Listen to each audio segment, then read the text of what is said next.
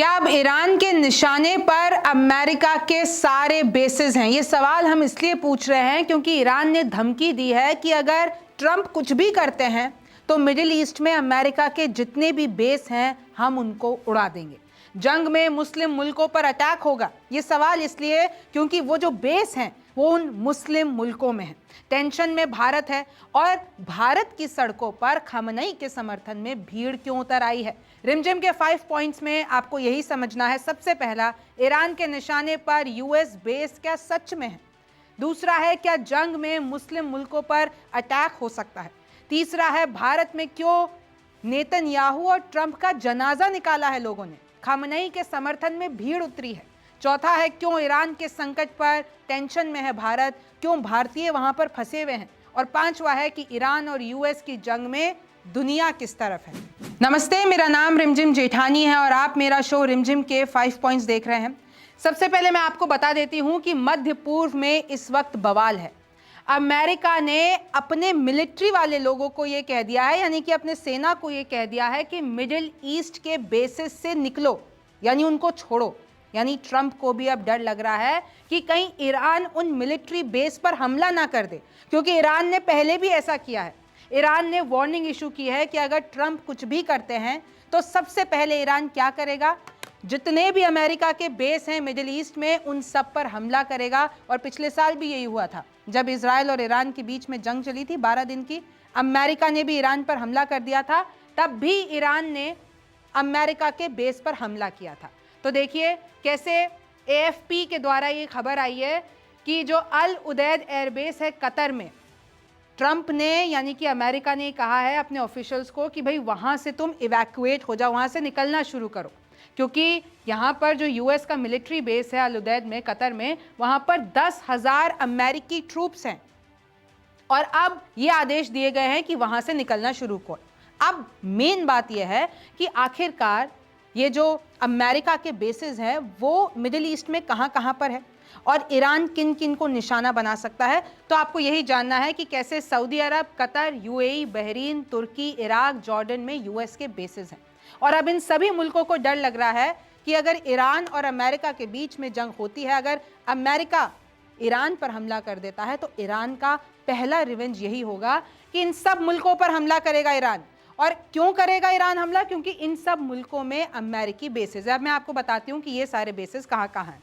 तो देखिए, अमेरिका के 2 तरीके के बेस होते हैं। एक तो एयर बेस जहाँ लड़ाकू विमान रखे जाते हैं, दूसरा है नेवल बेस यानी कि युद्धपोत नौसैनिक जहाज तैनात होते हैं। अगर हम शुरू करते हैं मिडिल ईस्ट में, तो अमेरिका के कुल 19 मिलिट्री बेस है। हर सैन्य अड्डों पर करीब 40 से 50,000 सैनिक हैं। बहरीन की बात करते हैं तो अमेरिकी नौसेना के 5वें बेड़े यानी 5th फ्लीट का यहाँ पर मुख्यालय है। लाल सागर, अरब सागर, हिंद महासागर में नौसैनिक सुरक्षा प्रदान करता है। कतर में राजधानी दोहा के पास अल उदैद एयरबेस है। रेगिस्तान में 24 हेक्टेयर क्षेत्र में ये फैला हुआ है। ईरान से करीब 190 किलोमीटर की दूरी पर है और ये 190 किलोमीटर दूरी बहुत ज़्यादा नहीं है। फारस की खाड़ी के किनारे ये स्थित है। कैसे करीब 10,000 अमेरिकी सैनिक यहाँ पर तैनात है। अमेरिकी सेंट्रल कमांड का ये मुख्यालय है। मिस्र में कजाकिस्तान तक के बड़े क्षेत्रफल में इस पूरे के पूरे बेस का दबाव है। पिछले साल, जैसे कि मैं आपको बता रही थी, ईरान ने कतर में यूएस ठिकानों को निशाना बनाया था और ये सबसे बड़ा उसका बेस है अमेरिका का। यहाँ पर कतर पहले से ही सचेत है, इसलिए कतर ने पहले ही कहा है कि ट्रंप ऐसा कोई भी कदम ना उठाए जिससे ये मिडिल ईस्ट में हालात है ना वो बद से बदतर हो जाए। ट्रंप पर हमले ना करने का दबाव कतर ने बनाया है। कुवैत में देखिए, कैंप आरिफ जान यूएस आर्मी सेंट्रल कमांड का मुख्यालय है। अली अल सलेम एयरबेस है, इराक सीमा से तकरीबन 40 किलोमीटर की दूरी पर है। कुवैत में ही कैंप ब्यूरिंग सैन्य अड्डा भी है। ये मैं आपको जगह बता रही हूँ जहाँ जहाँ पर एयरबेस है। 2003 के इराक युद्ध के दौरान ये अड्डा बना था। इराक और सीरिया भेजे जाने वाले सैनिकों का ये ट्रांजिट बेस है। फिर अगर आप संयुक्त अरब अमीरात की बात करते हैं यानी कि यूएई की बात करते हैं, तो यूएई की राजधानी अबू धाबी के पास अल दफरा बेस है।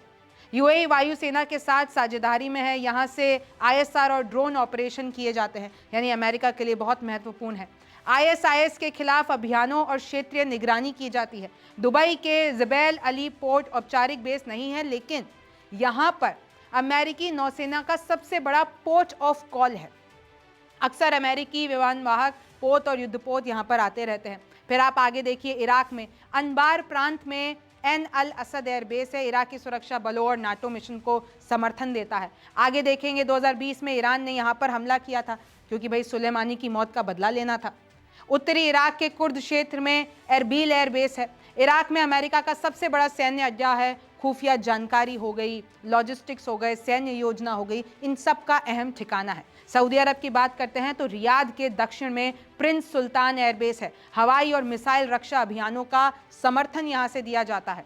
पैट्रियट और ठाट जैसे उन्नत रक्षा सिस्टम भी सऊदी में तैनात हैं अमेरिका के द्वारा। 2024 तक यहां पर तकरीबन 2300 अमेरिकी सैनिक मौजूद थे। फिर आप देखिए, जॉर्डन में अजराक में मुवाफ़फ़ अल सल्टी एयरबेस है। अमेरिकी वायुसेना की 332वीं एयर एक्सपेडिशनरी विंग यहां पर तैनात है। फिर आप आगे देखेंगे, Syria, Lebanon, Israel, Jordan, Iraq क्षेत्र में निगरानी के काम आता है। तुर्की में भी दक्षिणी अदाना प्रांत में इंसरलिक एयरबेस है और यहाँ से एक बड़े क्षेत्र पर अमेरिका के द्वारा निगरानी करी जाती है। यहाँ अमेरिकी परमाणु हथियार रखे हैं। ISIS के खिलाफ गठबंधन को सहयोग दिया जाता है। तुर्की में 1465 अमेरिकी सैनिक तैनात हैं। Pakistan, Afghanistan, Kazakhstan, Kyrgyzstan, Turkmenistan और उज़्बेकिस्तान में भी अमेरिका के ये बेसेस हैं। तो ईरान को चारों तरफ से अमेरिकी सैन्य अड्डों ने घेर रखा है। तो अगर ईरान और अमेरिका के बीच में जंग होती है तो वो मिडिल ईस्ट में ही होगी। ऐसे नहीं कि कोई अमेरिका वहाँ से मिसाइल छोड़ेगा, नहीं, क्योंकि ईरान के चारों तरफ अमेरिकी बेसेस है। तो अगर ईरान भी कार्रवाई करेगा तो वो डायरेक्ट अमेरिका नहीं हिट करेगा, वो उन्हीं बेसेस को हिट करेगा। और अभी सबसे बड़ी जो प्रॉब्लम है मिडिल ईस्ट के लिए वो यही है। इसी बीच में देखिए, भारत में बवाल हो रहा है। कारगिल में ईरान के समर्थन में एक बड़ी रैली निकली है। कश्मीर में ट्रंप और नेतन्याहू के जनाजे निकाले गए हैं। ये वीडियो देखिए आप।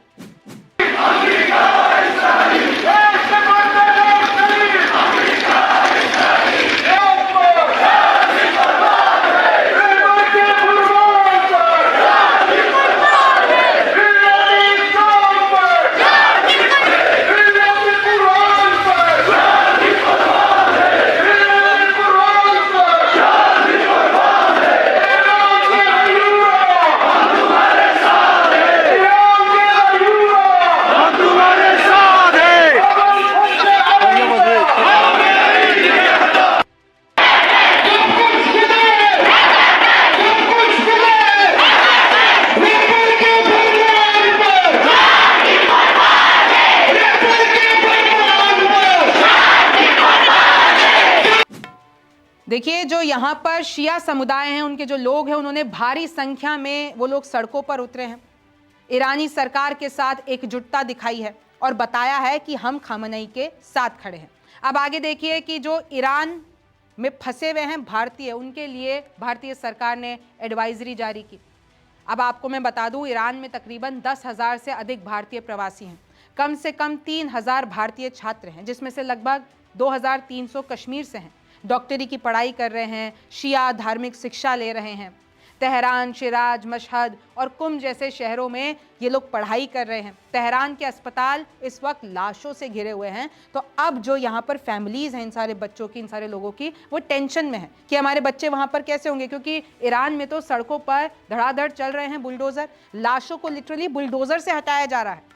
लोग रोटी और अंडे तक नहीं खरीद पा रहे हैं, ऐसे हालात हो गए हैं। और अब वहाँ पर तख्ता पलट की भी स्थिति कही जा रही है। कल को अगर अमेरिका हमला कर देता है तो ईरान और यूएस की तो ऑफिशियल वॉर शुरू हो जाएगी। ईरानी रेवोल्यूशनरी गार्ड गोली मार रहे हैं अंधाधुंध, ऐसा दावा किया जा रहा है। भारत सरकार ने फौरन ईरान छोड़ने की सलाह दी है। ये हमने एडवाइजरी जारी की है, ईरान तुरंत छोड़ें और अपने कागजात तैयार रखें।